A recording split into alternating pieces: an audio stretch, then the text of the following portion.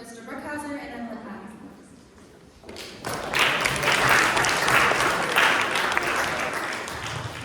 I want to share with you an incredible opportunity that just kind of fell on our laps this past week. And it involves working with a researcher at UCLA. How many of you have listened to music and have gotten goosebumps? Yeah. What's that song that does it for you? Any? Gold Digger by Kanye. Kanye? Love you some All right. West. Any other? For me, it's like, well, there's lots of bands. I don't know if Kanye does it for me. Beyonce definitely does. And U2 definitely does. Okay, we're all going to have our personal opinions.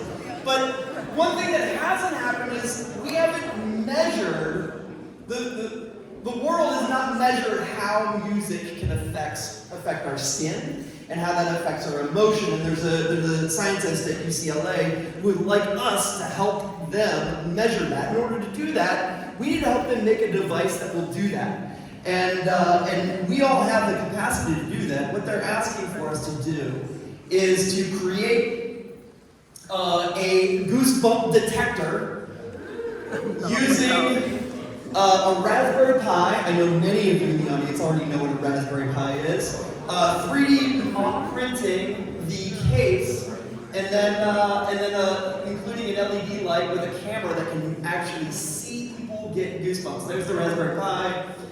There's the 3D printed device that sits on your wrist. Can you imagine being someone who is an expert at measuring goosebump intensity? I didn't know those two words ever sat next to each other. But anyway, I would love to work with any of you immediately if you're interested in learning how to work with a professional researcher and also work on this hardware. Please reach out to me if you're interested in doing this sooner than later. If not, we may have to pick it up in the fall, but I would love to work with you immediately on this. Thank you.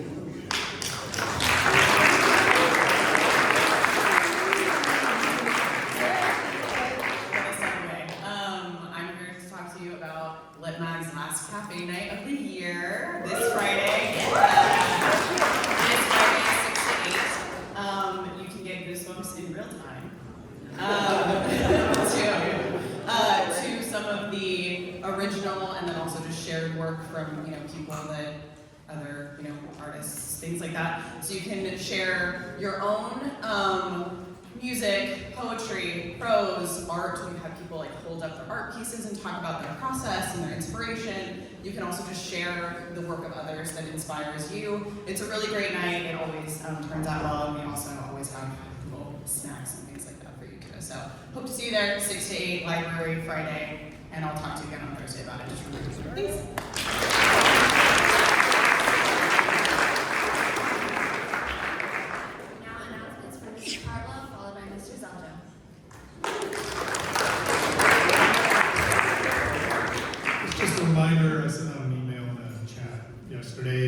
Seniors, there won't be a class meeting after break today, but the class officers, we're going to meet in my office to go over end-of-year planning events. So thank you.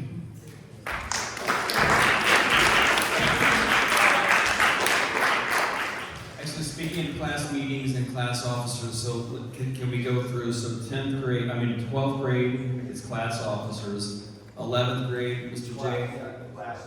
Class officers. 10th grade, Ms. Keese, I think it's class meetings. 9th grade, class officers. 8th grade, class meetings. Okay.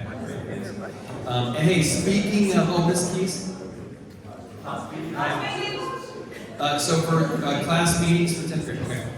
So speaking of goosebumps, if thinking about what classes you're going to take next year gives you goosebumps, you've come to the right person and the right place and the right time. That begins next week. So on Monday, we'll have, like we've done in the past, we'll have a virtual meeting so you can join from school. You can join from school, you can join from home. From 4:30 to 5:30 on Monday, we'll have current 10th and 11th graders. So we'll kind of give you the whole shebang about what you can take next year and some program features and offerings. Then on Wednesday, we'll have current 8th graders and 9th graders meet virtually from 4:30 to 5:30. So an email went out to all families, including you, including your parents, I think on Sunday.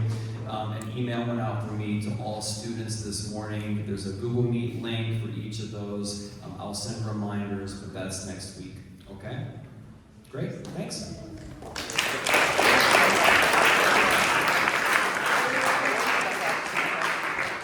Good morning, everybody. I just wanted to thank everybody for a fantastic prom on Saturday night. So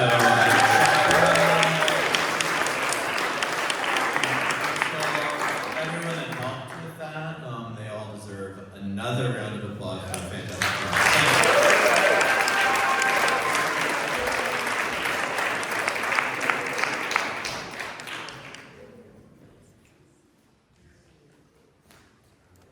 All right, please put your hands together for our sophomore speech of the day from Atticus.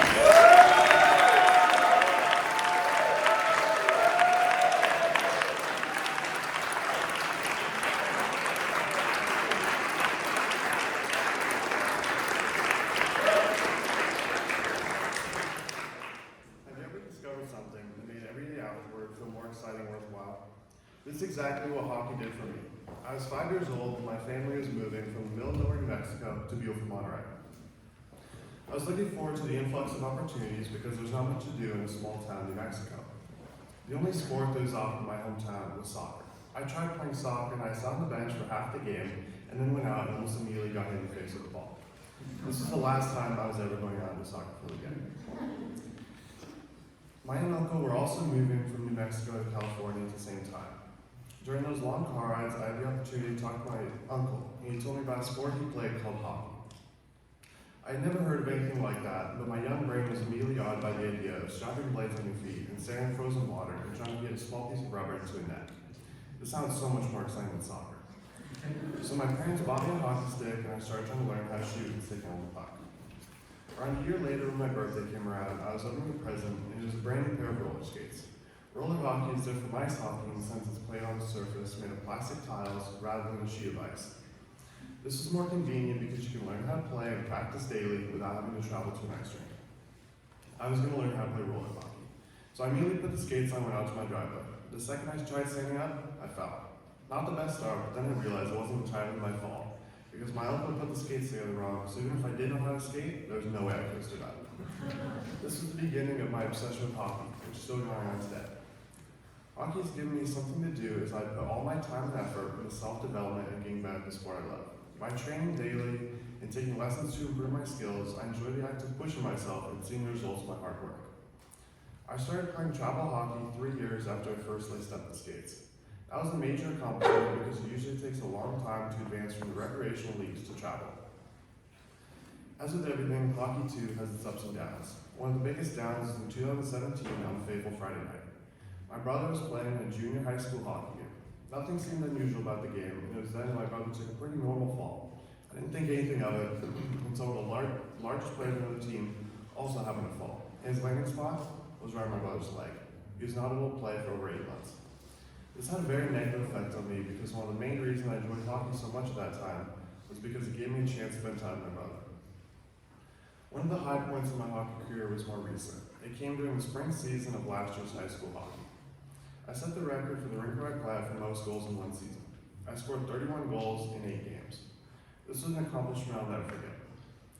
Playing hockey has also led me to discover one of my other biggest passions, reffing. I absolutely love reffing because it gives me a different perspective and the opportunity to keep the game I love fair and safe. One of the things I look forward to most is refereeing high-level competitive ability hockey games. My dream is to make it to the NHL as a referee instead of a player. Hockey has given me a purpose and something to look forward to, and there is something extremely satisfying about taking something you know nothing about, and by putting in the work day after day, you can turn it into something that is a huge part of your life. Thank you.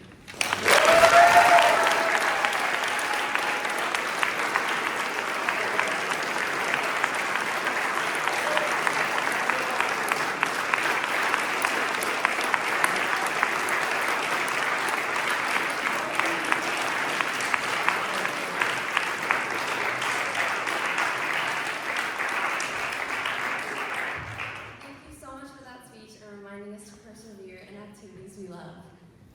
That's all we have for break. Go to class meetings or class officer.